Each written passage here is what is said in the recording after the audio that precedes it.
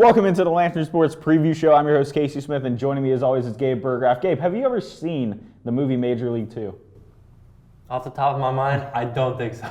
Well, in that, manager Lou Brown, he says, you won one yesterday, you won one today, you win one tomorrow. That's called a winning streak. In Ohio State, they've won each of their last two contests, looking to close out the regular season with a win, playing spoiler on Michigan State's senior day. Yeah, and it's going to be imperative for them to slow down Joey Hauser. 6 threes in Columbus when these teams met the last time, 22 points. And if you can slow him down, maybe get some more offensive production because they scored 41 points in that game. If you can play up to the standard that Michigan State is playing on offense, you have a chance to win any game in the Big Ten if you just have a good night. Yeah, for sure. It's the lowest scoring output for Ohio State this century. I mean, just 41 points is not going to win you a ball game in any stretch of the imagination. I mean, you can think back to that Loyola Chicago game that was very low scoring in the NCAA tournament a season ago, but we're not playing in the 1950s here. This is 2023 basketball where you have to get to the rim and you have to score. Right, and Ohio State maximized that against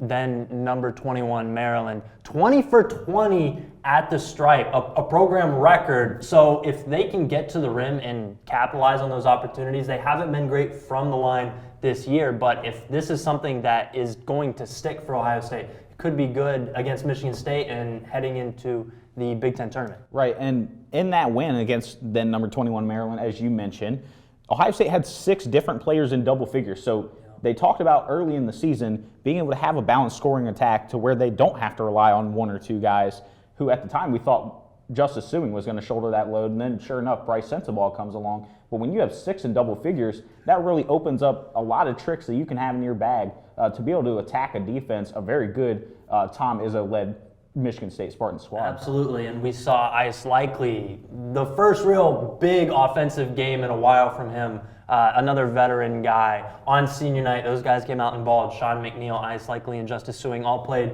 pretty good offensive games, and that's something they're going to need because, like you said, 41 points will not cut it at home or on the road in the Big Ten. Exactly, and you talk about that experience. I feel like Ohio State's going to need to rely on them going into the Breslin Center in East Lansing, where they're going to be facing a Michigan State Spartan squad that's kind of coming off sort of a very detrimental loss at Carver Hawkeye Arena. They're up, 10 with about 35 seconds to go. Iowa comes back. They knock down 5 threes in the final 30 seconds to tie it, force overtime, and then Michigan State goes on to lose that game. They bounce back in a big way with an 80-67 win against Nebraska. So this is a hungry squad, and they always seem to play up come March, thanks to Tom Izzo, the Hall of Fame head coach, and Tyson Walker as well, averaging 14.6 points per game. He's also another guy that you want to circle on the scouting report. Absolutely. And Ohio State's going to need to do that if they want to come away with a win this Saturday in the regular season finale.